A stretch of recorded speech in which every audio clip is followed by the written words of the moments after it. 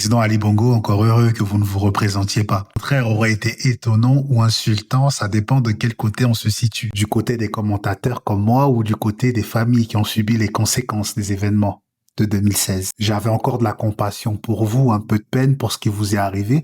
Comment ça vous est arrivé? Je parle de votre santé, bien entendu. Puis récemment, vous avez dit quelque chose qui m'a fait switcher.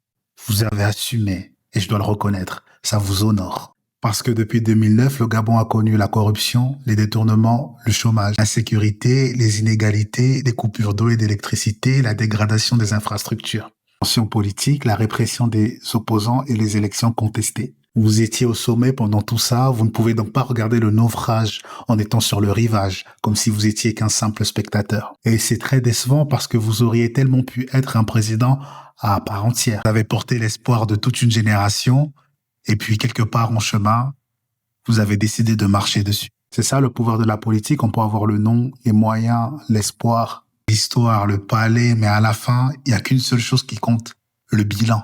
Et vous, au moins, aujourd'hui, vous dites « j'assume ». Alors, assumons jusqu'au bout. Parce que dernièrement, vous avez reconnu le naufrage.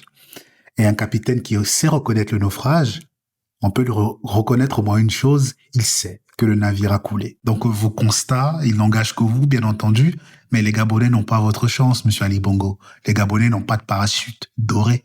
Vous avez porté nos espoirs, vous les avez déçus. Vous assumez aujourd'hui votre part d'histoire, et c'est peut-être la dernière chose que vous pouvez faire pour les Gabonais.